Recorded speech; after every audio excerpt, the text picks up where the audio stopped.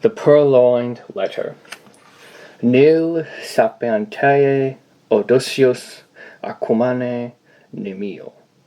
Seneca.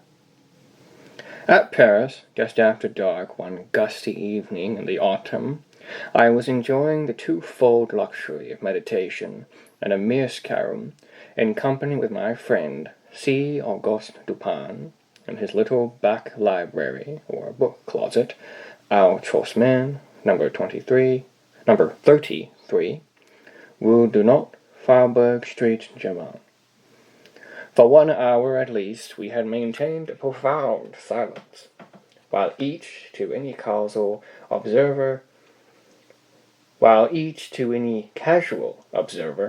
might have seemed intently and exclusively occupied with the curling eddies of smoke that oppress the atmosphere of the chamber. For myself, however, I was mentally discussing certain topics which had formed matter for conversation between us at an earlier period of the evening. I mean the affair of the Rue Morgue and the mystery attending the murder of Marie Roget. I looked upon it, therefore, as something of a coincidence when the door at our apartment was thrown open and admitted our old acquaintance, Monsieur G., the prefect of the Parisian police. We gave him a hearty welcome, for there was nearly half as much of the entertaining as of the contemptible about the man, and we had not seen him for several years. We had been sitting in the dark, and Dupin now arose for the purpose of lighting a lamp, but sat down again without doing so, upon G's saying that he had called to consult us, or rather to ask the opinion of my friend, about some official business which had occasioned a great deal of trouble. If it is any point requiring reflection, observed Dupin, as he forbore to enkindle the wick, we shall examine it to better purpose in the dark. That is another of your odd notions, said the prefect, who had a fashion of calling everything odd that was beyond his comprehension, and thus lived amid an absolute legion of oddities. Very true, said Dupin, as he supplied his visitor with a pipe, and rolled towards him a comfortable chair. And what is the difficulty now? I asked. Nothing more in the assassination way, I hope. Oh, no, nothing of that nature. The fact is, the business is very simple indeed, and I make no doubt that we can manage it sufficiently well ourselves. But then I thought Dupin would like to hear the details of it, because it is so excessively odd. Simple and odd, said Dupin. Why, yes, and not exactly that, either. The fact is, we have all been a good deal puzzled, because the affair is so simple, and yet baffles us altogether. Perhaps it is the very simplicity of the thing which puts you at fault, said my friend. What nonsense you do talk, replied the prefect, laughing heartily. Perhaps the mystery is a little too plain, said Dupin. Oh, good heavens! Who ever heard of such an idea? A little too self-evident, roared our visitor, profoundly amused. Oh, Dupin, you will be the death of me yet. And what, after all, is the matter on hand? I asked. Why, I will tell you, replied the prefect, as he gave a long, steady, and contemplative puff, and settled himself in the chair. I will tell you in a few words, but before I begin, let me caution you that this is an affair demanding the greatest secrecy, and I should most probably lose the position I now hold were it known that I confided it to anyone.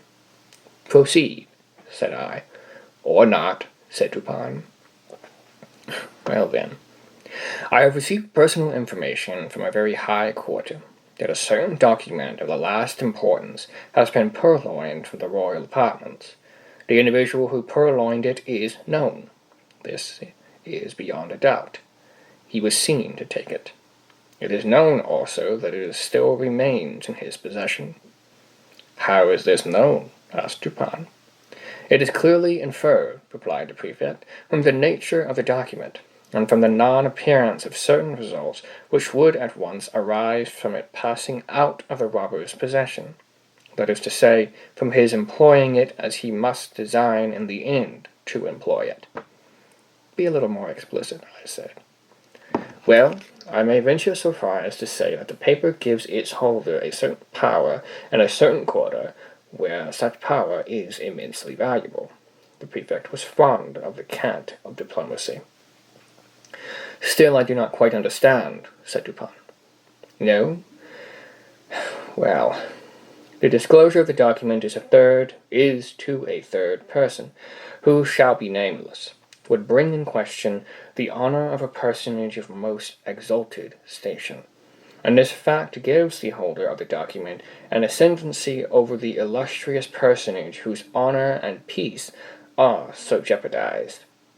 But this ascendancy, I interposed, would depend upon the robber's knowledge of the loser's knowledge of the robber. Who would dare? The thief, said she, is the minister D, who dares all things, those unbecoming as well as those becoming a man. The method of the theft was not less ingenious than bold. The document in question, a letter, to be frank, has been received by the personage robbed while alone in the royal boudoir. During its perusal, she was suddenly interrupted by the entrance of the other exalted personage, from whom especially it was her wish to conceal it. After a hurried and vain endeavor to thrust it in a drawer, she was forced to place it, open as it was, upon a table. The address, however, was uppermost, and the contents thus exposed, the letter escaped notice. At this juncture enters the minister D. His lynx eye immediately perceives the paper, recognizes the handwriting of the address, observes the confusion of the personage addressed, and fathoms her secret. After some business transactions, hurried through in his ordinary manner, he produces a letter somewhat similar to the one in question, opens it, pretends to read it, and then places it in close juxtaposition to the other. Again, he converses for some 15 minutes upon the public affairs. At length, in taking leave, he takes also from the table the letter, to which he had no claim. Its rightful owner saw, but of course dared not call attention to the act, in the presence of the third personage who stood at her elbow. The minister decamped, leaving his own letter, one of no importance, upon the table. Here then, said Dupin to me, you have precisely what you demanded to make the ascendancy complete, the robber's knowledge of the loser's knowledge of the robber. Yes, replied the prefect, and the power thus attained has, for some months past, been wielded, for political purposes, to a very dangerous extent. The personage robbed is more thoroughly convinced every day of the necessity of reclaiming her letter. But this, of course, cannot be done openly. In fine, driven to despair, she has committed the matter to me. Then whom, said Dupin, aimed amid a perfect whirlwind of smoke, no more sagacious agent could, I suppose, be desired or even imagined. You flatter me, replied the prefect, but it is possible that some such opinion may have been entertained. It is clear, said I, as you observe, that the letter is still in possession of the minister, since it is this possession, and not any employment of the letter, which bestows the power. With the employment, the power departs. True, said she, and upon this conviction I proceed. My first care was to make thorough search of the minister's hotel, and here my chief embarrassment lay in the necessity of searching without his knowledge. Beyond all things, I had been warned of the danger which would result from giving him reason to suspect our design. But, said I, you are quite far in these investigations. The Parisian police have done this thing often before. Oh, yes, and for this reason I did not despair. The habits of the minister gave me, too, a great advantage. He is frequently absent from home all night. His servants are by no means numerous. They sleep at a distance from their minister's apartment, and being chiefly Neapolitans, are readily made drunk. I have keys, as you know, with which I can open any chamber or cabinet in Paris. For 3 months a night has not passed, during the greater part of which I have not been engaged, personally, in ransacking the D Hotel. My honor is interested, and to mention a great secret, the reward is enormous. So I do not abandon the search until I have become fully satisfied that the thief is a more astute man than myself. I fancy that I have investigated every nook and corner of the premises in which it is possible that the paper can be concealed. But is it not possible, I suggested, that although the letter may be in possession of the minister, as it unquestionably is, he may have concealed it elsewhere than upon his own premises? This is barely possible, said Dupin. The present peculiar condition of affairs at court, and especially of those intrigues in which D is known to be involved, would render the instant availability of the document, its susceptibility of being produced at a moment's notice, a point of nearly equal importance with its possession. Its susceptibility of being produced, said I. That is to say, of being destroyed, said Dupin. True, I observed. The paper is clearly then upon the premises. As for its being upon the person of the minister, we may consider that as out of the question. Entirely, said the prefect. He has been twice waylaid, as if by footpads, and his person rigorously searched under my own inspection. You might have spared yourself this trouble, said Dupin. D, I presume, is not altogether a fool, and if not, must have anticipated these waylayings as a matter of course. Not altogether a fool, said G, but then he's a poet, which I take to be only one remove from a fool. True, said Dupin, after a long and thoughtful whiff from his meerschaum, although I have been guilty of certain doggerel myself. Suppose you detail, said I, the particulars of your search. Why, the fact is, we took our time, and we searched everywhere. I have long experience in these affairs. I took the entire building, room by room, devoting the nights of a whole week to each. We examined, first, the furniture of each apartment. We opened every possible drawer, and I presume you know that, to a properly trained police agent, such a thing as a secret drawer is impossible. Any man is a dolt who permits a secret drawer to escape him on a search of this kind. The thing is so plain. There is a certain amount of bulk, of space, to be accounted for in every cabinet. Then we have accurate rules. The 50th part of a line could not escape us. After the cabinets we took the chairs. The cushions we probed with the fine long needles you have seen me employ. From the tables we removed the tops. Why so? Sometimes the top of a table, or other similarly arranged piece of furniture, is removed by the person wishing to conceal an article. Then the leg is excavated, the article deposited within the cavity, and the top replaced. The bottoms and tops of bedposts are employed in the same way. But could not the cavity be detected by sounding? I asked. By no means, if, when the article is deposited, a sufficient wadding of cotton is to be placed around it. Besides, in our case, we were obliged to proceed without noise.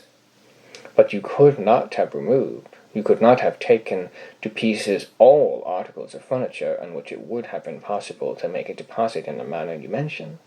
A letter may be compressed into a thin spiral roll, not differing much in shape or bulk from a large knitting needle, and in this form it might be inserted into the rung of a chair, for example. You did not take to pieces all the chairs? Certainly not, but we did better. We examined the rungs of every chair in the hotel, and indeed the jointings of every description of furniture, by the aid of a most powerful microscope. Had there been any traces of recent disturbance, we should not have failed to detect it instantly. A single grain of gimlet dust, for example, would have been as obvious as an apple. Any disorder in the gluing, any unusual gaping in the joints, would have sufficed to ensure detection. I presume you looked to the mirrors between the boards and the plates, and you probed the beds and the bedcloths, as well as curtains and carpets. That, of course. And when we had absolutely completed every particle of the furniture in this way, then we examined the house itself. We divided its entire surface into compartments, which we numbered, so that none might be missed.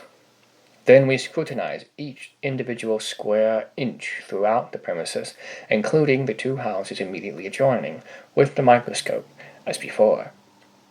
"The two houses adjoining!" I exclaimed. "You must have had a great deal of trouble." "We had, but the reward offered is prodigious." "You included the grounds about the houses?" "All the grounds are paved with brick. They gave us comparatively little trouble. We examined the moss between the bricks, and found it undisturbed." "You looked among D's papers, of course, and into the books of the library?" "Certainly. We opened every package and parcel. We not only opened every book, but we turned over every leaf in each volume, not contenting ourselves with a mere shake, according to the fashion of some of our police officers. We also measured the thickness of every book cover with the most accurate measurement, and applied to each the most jealous scrutiny of the microscope. Had any of the bindings been recently meddled with, it would have been utterly impossible that the fact should have escaped observation. Some 5 or 6 volumes, just from the hands of the binder, we carefully probed longitudinally with the needles." "You explored the floors beneath the carpets?" "Beyond doubt. We removed every carpet, and examined the boards with the microscope." "And the paper on the walls?" "Yes." "You looked into the cellars?" "We did." "Then," I said, "you have been making a miscalculation, and the letter is not upon the premises, as you suppose." "I fear you are right there," said the prefect. "And now, Dupin, what would you advise me to do?" "To make a thorough research of the premises." "That is absolutely needless," replied G. "I am not more sure that I breathe than I am that the letter is not at the hotel." "I have no better advice to give you," said Dupin. "You have, of course, an accurate description of the letter." "Oh, yes." And here the prefect, producing a memorandum book, proceeded to read aloud a minute account of the internal, and especially of the external appearance of the missing document. Soon after finishing the perusal of this description, he took his departure, more entirely depressed in spirits than I had ever known the good gentleman before. In about a month afterwards, he paid us another visit, and found us occupied very nearly as before. He took a pipe and a chair, and entered into some ordinary conversation. At length I said, "Well, Bunchy, what of the Purloined Letter? I presume you have at last made up your mind that there is no such thing as overreaching the minister." "Confound him, say I. Yes, I made the re-examination, however, as Dupin suggested, but it was all labor lost, as I knew it would be." "How much was the reward offered, did you say?" asked Dupin. "Why, a very great deal, a very liberal reward. I don't like to say how much precisely, but one thing I will say, that I wouldn't mind giving my individual check for 50,000 francs to anyone who could obtain me that letter. The fact is, it is becoming of more and more importance every day, and the reward has been lately doubled. If it were trebled, however, I could do no more than I have done." "Why, yes," said Dupin, drawingly, between the whiffs of his mescalm. "I really think, G, you have not exerted yourself to the utmost in this matter. You might do a little more, I think, eh?" "How? In what way?" "Why, puff, puff, you might. Puff, puff. Employ counsel in the matter. Eh? Do you remember the story they tell of Abernathy?" "No." "Hang Abernathy." "To be sure. Hang him and welcome. But once upon a time a certain rich miser conceived the design of sponging upon this Abernathy for a medical opinion, getting up for this purpose an ordinary conversation in a private company. He insinuated his case to the physician as that of an imaginary individual. we will suppose, said the miser, that his symptoms are such and such. Now, doctor, what would you have directed him to take? Take, said Abernathy. Why, take advice, to be sure. But, said the prefect, a little discomposed, I am perfectly willing to take advice and to pay for it. I would really give 50,000 francs to anyone who would aid me in the matter. And in that case, replied Dupin, opening a drawer and producing a cheque-book, you may as well fill me up a cheque for the amount mentioned. When you have signed it, I will hand you the letter. I was astounded. The prefect appeared absolutely thunderstricken. For some minutes he remained speechless and motionless, looking incredulously at my friend with open mouth, and eyes that seemed starting from their sockets. Then, apparently recovering himself in some measure, he seized a pen, and after several pauses and vacant stares, finally filled up and signed a cheque for 50,000 francs, and handed it across the table to Dupin. The latter examined it carefully, and deposited it in his pocket-book. Then, unlocking an escritoire, took thence a letter, and gave it to the prefect. This functionary grasped it in a perfect agony of joy, opened it with a trembling hand, cast a rapid glance at its contents, and then, scrambling and struggling to the door, rushed at length unceremoniously from the room and from the house, without having uttered a syllable, since Dupin had requested him to fill up the cheque. When he had gone, my friend entered into some explanations. The Parisian police, he said, are exceedingly able in their way. They are persevering, ingenious, cunning, and thoroughly versed in a knowledge which their duties seem chiefly to demand. Thus, when G detailed to us his mode of searching the premises of the Hotel D, I felt an entire confidence in his having made a satisfactory investigation, so far as his labours extended.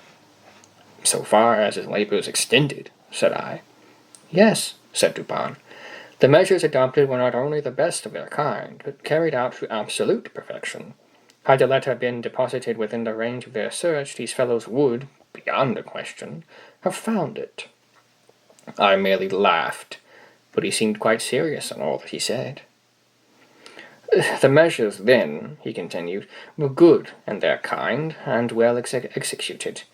The defect lay in their being inapplicable to the case, and to the man.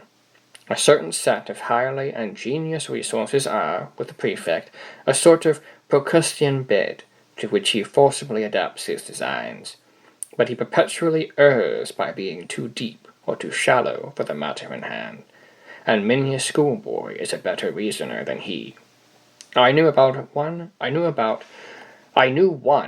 about 8 years of age, whose success at guessing in the game of even and odd attracted universal admiration. The game is simple, and is played with marbles. One player holds in his hand a number of these toys, and demands of another whether the number is even or odd. If the guess is right, the guesser wins one. If wrong, he loses one. The boy to whom I allude won all the marbles of the school. Of course, he had some principle of guessing, and this lay in mere observation and at measurement of the astuteness of his opponents. For example, an arrant simpleton is his opponent, and, holding up his closed hand, asked, "Are they even or odd?" Our schoolboy replies, "Odd," and loses. But upon a second trial, he wins, for he then says to himself, "The simpleton had them even upon the first trial, and his amount of cunning is just sufficient to make him have them odd upon the second. I will therefore guess odd," and he guesses odd, and wins. Now, with the simpleton a degree above the first, he would have reasoned thus. This fellow finds that in the first instance I guessed odd, and in the second he will propose to himself, upon the first impulse, a simple variation from even to odd, as did the first simpleton. But then a second thought will suggest that it is too simple a variation, and finally he will decide upon putting it even as before. I will therefore guess even. He guesses even, and wins. Now, this mode of reasoning in the schoolboy, whom his fellows termed lucky, What, in its last analysis, is it? It is merely, I said, an identification of the reasoner's intellect with that of his opponent. It is, said Dupin, and upon inquiring of the boy by what means he effected the thorough identification in which his success had consisted, I received answer as follows. When I wished to find out how wise, or how stupid, or how good, or how wicked is any one, or what are his thoughts at the moment, I fashioned the expression of my face as accurately as possible in accordance with the expression of his, and then wait to see what thoughts or sentiments arise in my mind or heart, as if to match or correspond with the expression. This response of the schoolboy lies at the bottom of all the spurious profundity which has been attributed to Rochefoucauld, to Labov, to Machiavelli, and to Campanella. And the identification, I said, of the reasoner's intellect with that of his opponent depends, if I understand you aright, upon the accuracy with which the opponent's intellect is admeasured. For its practical value, it depends upon this, replied Dupin.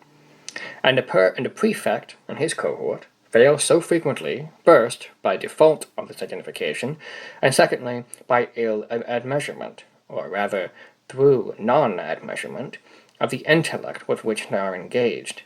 They consider only their own ideas of ingenuity, and, in searching for anything hidden, advert only to the modes in which they would have hidden it. They are right in this much, that their own ingenuity is a faithful representation of that of the mass, but when the cunning of the individual felon is diverse in character from their own, the felon foils them, of course. This always happens when it is above their own, and very usually when it is below. They have no variation of principle in their investigations. At best, when urged by some unusual emergency, by some extraordinary reward, they extend or exaggerate their old modes of practice without touching their principles. What, for example, in this case of D, has been done to vary the principle of action? What is all this boring and probing and sounding and scrutinizing with the microscope and dividing the surface of the building into registered square inches? What is it all but an exaggeration of the application of the one principle or set of principles of search, which are based upon the one set of notions regarding human ingenuity, to which the prefect, and the long routine of his duty, has been accustomed? Do you not see he has taken it for granted that all men proceed to conceal a letter, not exactly in a gimlet-hole bored in a chair-leg, but, at least, in some out-of-the-way hole or corner, suggested by the same tenor of thought which would urge a man to secrete a letter in a gimlet-hole bored in a chair-leg? And do you not see also that such recherches, nooks of concealment, are adapted only for ordinary occasions, and would be adopted only by ordinary intellects? For in all cases of concealment, a disposal of the article concealed, a disposal of it in this recherche manner, is, in the very first instance, presumable and presumed, and thus its discovery depends not at all upon the acumen, but altogether upon the mere care, patience, and determination of the seekers. And where the case is of importance, or what amounts to the same thing in the political eyes, when the reward is of magnitude, the qualities in question have never been known to fail. You will now understand what I meant in suggesting that, had the Purloined Letter been hidden anywhere within the limits of the prefect's examination, in other words, had the principle of this concealment been comprehended within the principles of the prefect, its discovery would have been a matter altogether beyond question. This functionary, however, has been thoroughly mystified, and the remote source of his defeat lies in the supposition that the minister is a fool, because he has acquired renown as a poet. All fools are poets. This is the prefect feels, and he is merely guilty of a non-distributor medi, and thence inferring that all poets are fools. But is this really the poet? I asked. There are two brothers, I know, and both have attained reputation in letters, The minister, I believe, has written learnedly on the differential calculus. He is a mathematician and no poet. You are mistaken. I know him well. He is both. As poet and mathematician, he would reason well. As mere mathematician, he could not have reasoned at all, and thus would have been at the mercy of the prefect. You surprise me, I said, by these opinions, which have been contradicted by the voice of the world. You do not mean to set at naught the well-digested idea of centuries. The mathematical reason has long been regarded as the reason par excellence. There is a French quote that Dupin makes here, and I will be skipping it because I have butchered the French enough. The mathematicians, I grant you, have done their best to promulgate the popular error to which you allude, and which is none the less an error for its proclamation as truth. With an art worthy a better cause, for example, they have insinuated the term analysis into application of algebra. The French are the originators of this particular deception. But if a term is of any importance, if words derive any value from applicability, then analysis conveys algebra about as much as in Latin ambitus implies ambition, religio, religion, or homines, honesty, a set of honorable men. You have a quarrel on hand, I see, said I, with some of the algebrists of Paris. But proceed. I dispute the availability, and thus the value, of that reason, which is cultivated in any especial form other than the abstractly logical. I dispute, in particular, the reason adduced by mathematical study. The mathematics are the science of form and quantity. Mathematical reasoning is merely logic, applied to observation upon form and quantity. The great error lies in supposing that even the truths of what is called pure algebra are abstract or general truths. And this error is so egregious that I am confounded at the universality with which it has been received. Mathematical axioms are not axioms of general truth.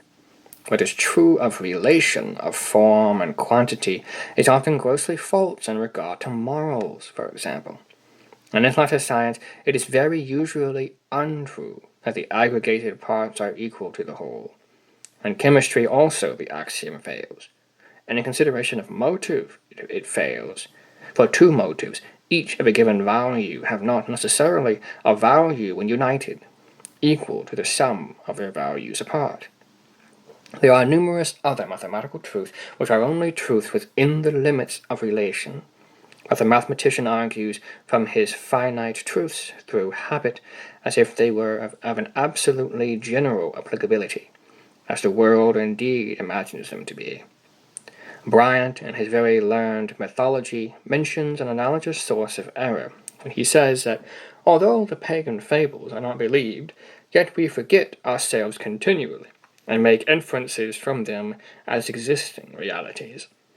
With the algebrists, however, who are pagans not so much through lapse of memory as through an unaccountable idling of the brains.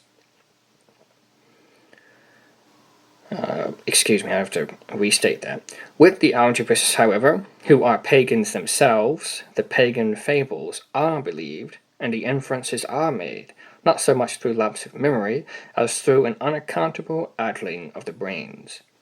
In short, I never yet encountered a mere mathematician who could be trusted out of equal roots, or one who did not clandestinely hold it as a point of his faith that x squared plus px was absolutely and unconditionally equal to q. Say to one of these gentlemen, by way of an experiment if you please, that you believe occasions may occur where x squared plus px is not altogether equal to q, and having made him understand what you mean, get out of his reach as speedily as convenient, for beyond doubt he will endeavor to knock you down. I mean to say, continued Dupin, while I merely laughed at his last observations, that if the minister had been no more than a mathematician, the prefect would have been under no necessity of giving me this check. I knew him, however, as both mathematician and poet, and my measures were adapted to his capacity, with reference to the circumstances by which he was surrounded. I knew him as a courtier, too, and as a bold individualist. Such a man, I considered, could not fail to be aware of the ordinary political modes of action. He could not have failed to anticipate, and events have proved that he did not fail to anticipate, the waylayings to which he was subjected. He must have foreseen, I reflected, the secret investigations of his premises. His frequent absences from home at night, which were hailed by the prefect as certain aids to his success, I regard only as ruses, to afford opportunity for thorough search to the police, and thus the sooner to impress them with the conviction to which G, in fact, did finally arrive, the conviction that the letter was not upon the premises. I felt also that the whole train of thought, which I was at some pains in detailing to you just now, concerning the inevitable principle of political action in searches for articles concealed, I felt that this whole train of thought would necessarily pass through the mind of the minister. It would imperatively lead him to despise all the ordinary nooks of concealment. He could not, I reflected, be so weak as to not see that the most intricate and remote recess of his hotel would be as open as his commonest closets to the eyes, to the probes, to the gimlets, and to the microscopes of the prefect. I saw, in fine, that he would be driven, as a matter of course, as a matter of choice. As a matter of course, to simplicity, if not deliberately induced to it as a matter of choice. You remember, perhaps, how desperately the prefect laughed when I suggested, upon our first interview, that it was just possible this mystery troubled him so much on account of its being so very self-evident. Yes, said I remember his merriment well. I really thought he would have fallen into convulsions. The material world, continued Dupin, abounds with very strict analogies of the immaterial, and thus some color of truth has been given to the rhetorical dogma. That metaphor or simile may be made to strengthen an argument, as well as to embellish a description. The principle of the vis interne, for example, seems to be identical in physics and metaphysics. It is not more true in the former, yet a large body is with more difficulty set in motion than a smaller one, and that its subsequent momentum is commiserate with this difficulty.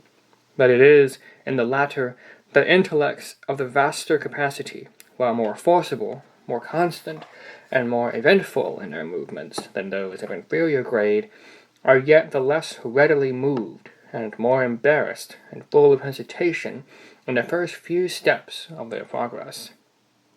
Again, have you ever noticed which of the street signs over the shop doors are the most attractive of attention? I've never given the matter a thought, I said. There is a game of puzzles, he resumed, which is played upon a map. One party playing requires another to find a given word, the name of town, river, state, or empire, any word, in short, upon the motley and perplexed surface of the chart. A novice in the game generally seeks to embarrass his opponents by giving them the most minutely lettered names, but the adept selects such words as stretch in large characters from one end of the chart to the other. These, like the overly largely lettered signs and placards of the street, escape observation by dint of being excessively obvious. And here the physical oversight is precisely analogous with the moral inapprehension by which the intellect suffers to pass unnoticed those considerations which are too obtrusively and too palpably self-evident. But this is a point, it appears, somewhat above or beneath the understanding of the prefect. He never once thought it probable or possible that the minister had deposited the letter immediately beneath the nose of the whole world, by way of best preventing any portion of that world from perceiving it. But the more I reflected upon the daring, dashing, and discriminating ingenuity of D, upon the fact that the document must always have been at hand, if he intended to use it to good purpose, and upon the decisive evidence obtained by the prefect that it was not hidden within the limits of that dignitary's ordinary search, the most satisfied I became that, to conceal this letter, the minister had resorted to the comprehensive and sagacious expedient of not attempting to conceal it at all. Full of these ideas, I prepared myself with a pair of green spectacles, and called one fine morning, quite by accident, at the ministerial hotel. I found D at home, yawning, lounging, and dawdling, as usual, and pretending to be in the late extremity of ennui. He is, perhaps, the most really energetic human being now alive, but that is only when nobody sees him. To be even with him, I complained of my weak eyes, and lamented the necessity of the spectacles, under cover of which I cautiously and thoroughly surveyed the apartment, while seemingly intent only upon the conversation of my host. I paid special attention to a large writing table, near which he sat, and upon which lay confusedly some miscellaneous letters and other papers, with one or two musical instruments and a few books. Here, however, after a long and very deliberate scrutiny, I saw nothing to excite particular suspicion. At length my eyes, in going the circuit of the room, fell upon a trumpery filigree card-rack of pasteboard that hung dangling by a dirty blue ribbon from a little brass knob just beneath the middle of the mantelpiece. In this rack, which had 3 or 4 compartments, were 5 or 6 visiting cards and a solitary letter. This last was much soiled and crumbled. It was torn nearly in two across the middle, as if a design, in the first instance, to tear it entirely up as worthless had been altered or stayed in the second. It had a large black seal bearing the D cipher very conspicuously, and was addressed in a diminutive female hand to D, the minister himself. It was thrust carelessly, and even as it seemed contemptuously, into one of the upper divisions of the rack. No sooner had I glanced at this letter than I concluded it to be that of which I was in search. To be sure, it was, to all appearance, radically different from the one of which the prefect had read us so minute a description. Here the seal was large and black, with the D cipher. There it was small and red, with the ducal arms of the S family. Here the address, to the minister, was diminutive and feminine. There the superscription, to a certain royal personage, was markedly bold and decided. The size alone formed a point of correspondence. But then the radicalness of these differences, which was excessive. The dirt, the soiled and torn condition of the paper, so inconsistent with the true methodical habits of D, and so suggestive of a design to delude the beholder into an idea of the worthlessness of the document. These things, together with the hyper-obtrusive situation of this document, full in the view of every visitor, and thus exactly in accordance with the conclusions to which I had previously arrived. These things, I say, were strongly corroborative of suspicion, and one who came with the intention to suspect. I protracted my visit as long as possible, and, while I maintained the most animated discussion with the minister on a topic which I knew well had never failed to interest and excite him, I kept my attention really riveted upon the letter. In this examination, I committed to memory its external appearance and arrangement in the rack, and also fell at length upon a discovery which set at rest whatever trivial doubt I might have entertained.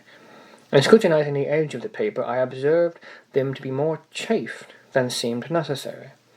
They presented the broken appearance which is manifested when a stiff paper, having been once folded and pressed with a folder, is refolded in a reversed direction in the same creases or edges which had formed the original fold.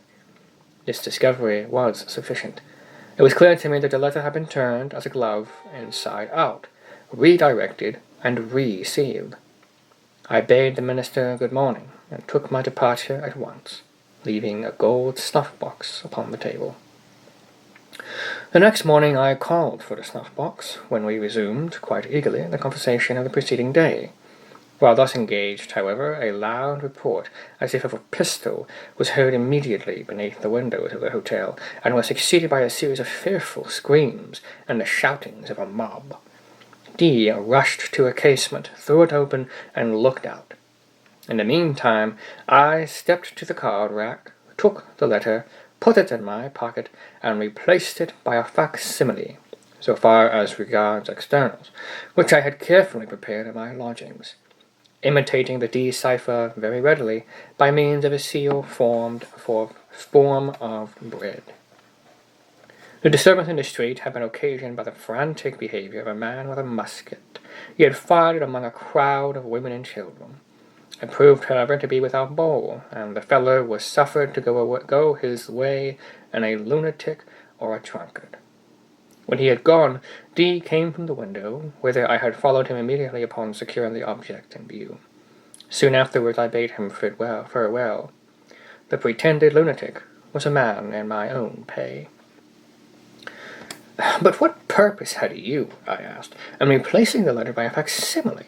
Would it not have been better, at the first visit, to have seized it openly and departed?" "D," replied Dupard, "is a desperate man, and a man of nerve. His hotel, too, is not without attendants devoted to his interests. Had I made the wild attempt you suggest, I might never have left the ministerial presence alive. The good people of Paris might have heard of me no more. But I had an object apart from these considerations. I know my political prepossessions. In this matter I act as a partisan of the lady concerned. For 18 months the minister has had her in his power. She has now him in hers.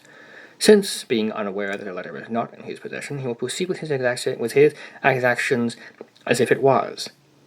Thus will he inevitably commit himself at once to his political destruction. His downfall, too, will not be more precipitate than awkward.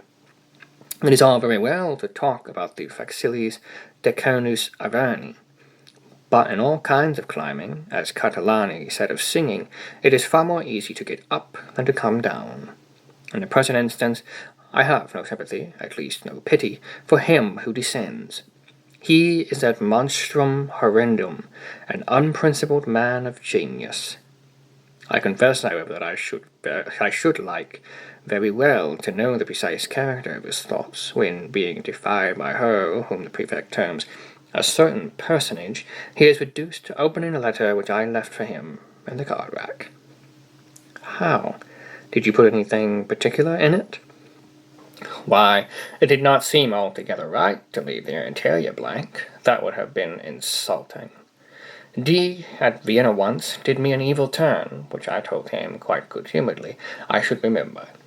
So, as I knew he would feel some curiosity in regard to the identity of the person who had outwitted him, I thought it a pity not to give him a clue.